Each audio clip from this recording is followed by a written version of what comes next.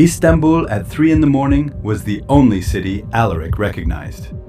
The daytime version, the traffic, the tourist crowds, the construction cranes, was a city called something modern that he hadn't internalized.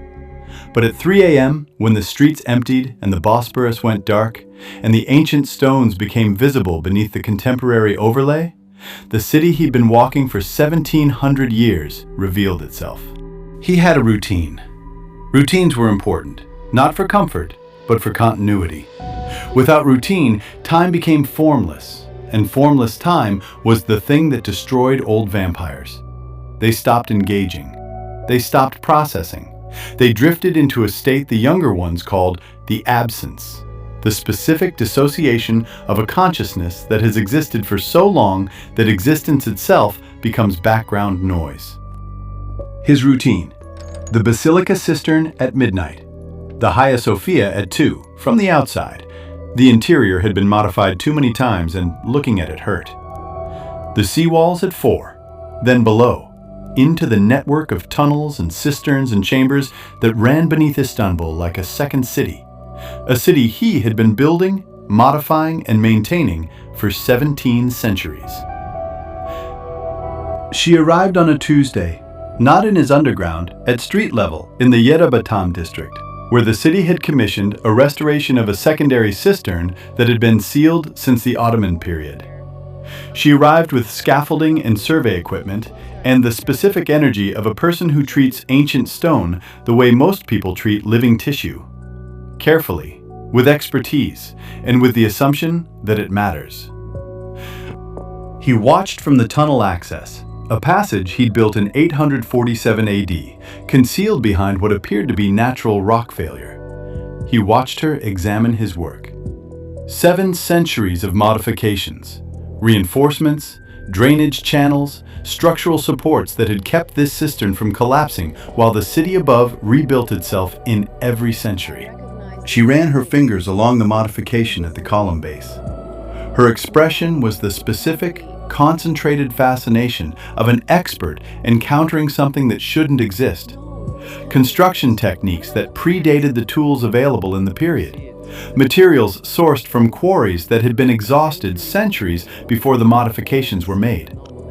She smiled at the stone, at the impossible craftsmanship, at the evidence of someone, something, that had been caring for a building for longer than most civilizations lasted. He flinched. Not metaphorically.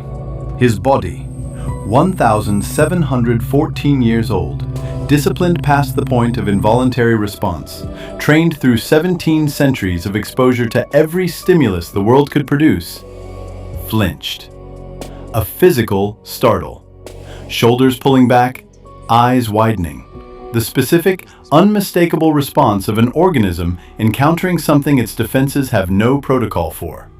Empires hadn't done this. He'd watched Rome fall from a hilltop in 476 and felt nothing. He'd watched Constantinople burn in 1204 and felt irritated. He'd watched 2 world wars from various positions of invisibility and felt the distant, abstract concern of someone watching weather patterns. She smiled at his stonework, and his body forgot 17 centuries of discipline. She found him through the architecture, not through investigation, through the specific forensic expertise of a woman who could read a building the way a coroner reads a body. By its modifications, its repairs, the places where hands had intervened. The cistern's construction history was a palimpsest.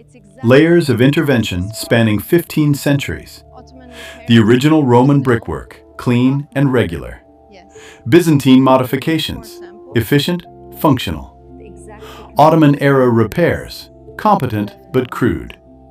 And beneath all of it, threaded through every period like a continuous suture, a series of interventions that used the same technique, the same tool marks, the same specific approach to structural reinforcement. One pair of hands across 17 centuries.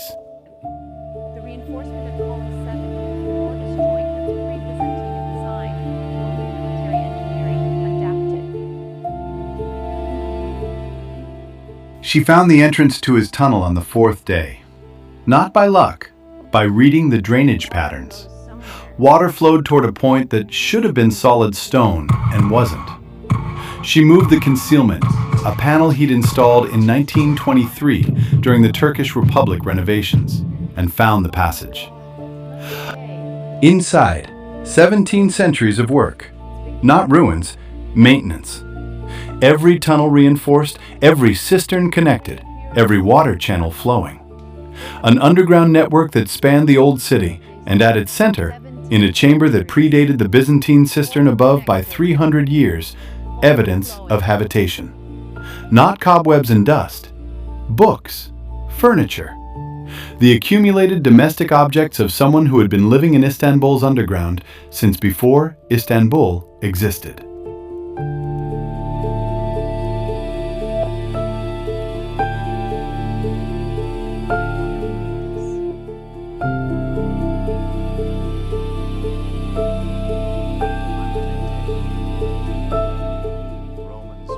He told her over 3 nights, not in sequence, in fragments, the way ancient texts survive.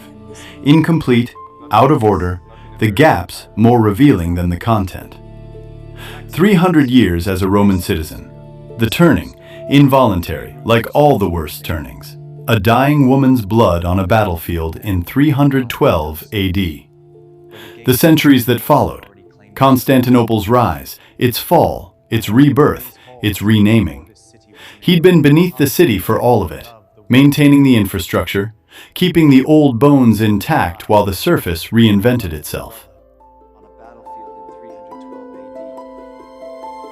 I have walked this earth for 1,000 years, Yara. What you seek is tied to the threads of my forgotten past.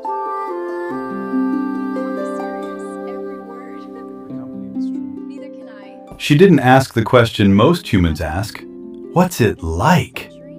The eternal life question of a mortal wanting to know if immortality lives up to the brochure.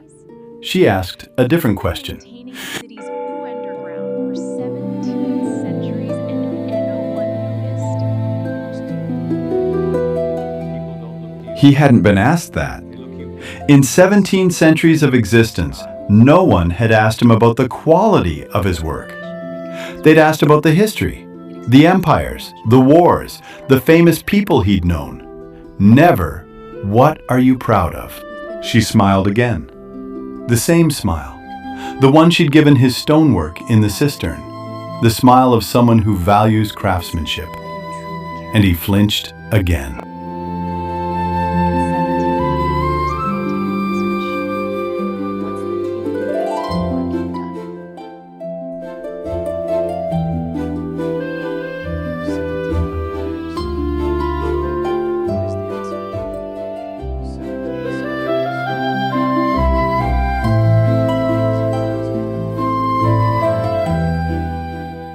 The cost. 1,700 years of feeling and then stopping. Not because the feelings ended, but because the losses accumulated past the point where they could be processed. Every human he'd cared about, every connection, every smile, all of them ending the same way, with him remaining and them not. If you want to see whether a 1,700-year-old heart can start again, subscribe to Underworld Romance. Some ancient things still beat.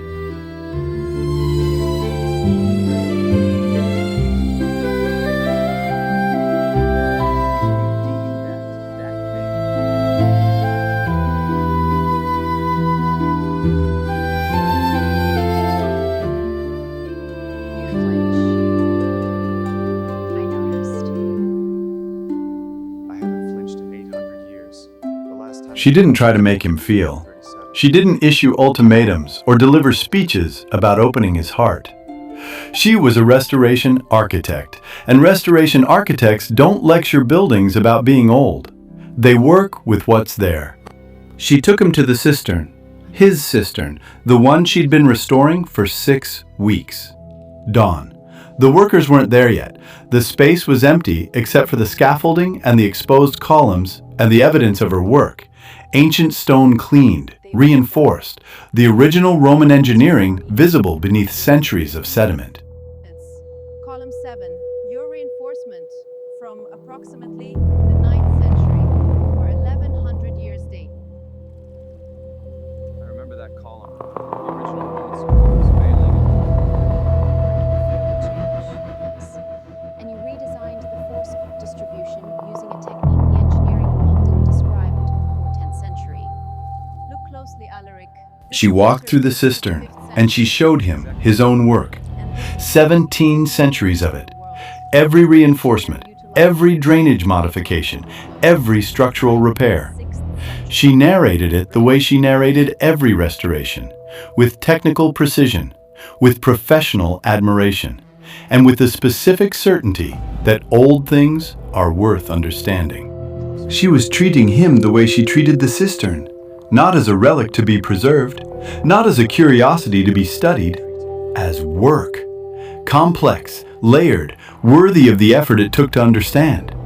She wasn't asking him to feel. She was showing him that what he'd built mattered, that 17 centuries of maintenance hadn't disappeared into the noise of history. She smiled at the column 7 joint. The same smile, the craftsman's smile, the recognition of quality that transcends the medium. He did not flinch. He leaned. The distinction was everything. A flinch is retreat, the body protecting itself from something unexpected. A lean is approach, the body moving towards something it wants. After 1,700 years of flinching from everything that might make him feel, his body chose a different response. Not because she was different from every human who had come before. She would die too. That was the cost. That was the mathematics of a 1,700-year-old connection with a mortal species. But the cistern would remain, and the work would remain, and the 17 centuries of modification, his hands, his design, his refusal to let the old bones crumble, would be visible because a 32-year-old restoration architect had made them visible. She reached for his hand. Her fingers, warm, human, calloused from restoration work, closed on skin that had been the temperature of old stone for 17 centuries. His hand was cold. It would always be cold. But the work was warm, and the work would last.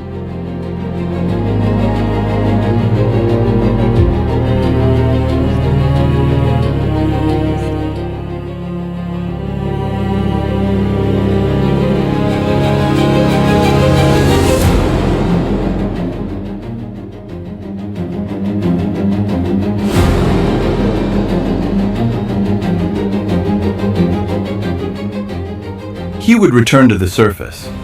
Not permanently. The underground was his home and would remain his home. But the pattern would change. Surface visits, daylight hours, carefully managed. The specific domestic negotiations of a 1,700-year-old vampire learning to exist in a 32-year-old woman's schedule. She would continue the restoration. He would observe. Eventually, he would help. Showing her the original Roman plans from memory, guiding her hands to the joints he'd built, sharing 17 centuries of architectural knowledge with someone who could do something with it. She would die. Eventually. The cost was what the cost had always been. But the cistern would stand, and the work, his work, her work, their work, would hold. Some ancient things don't need to be saved. They need to be seen.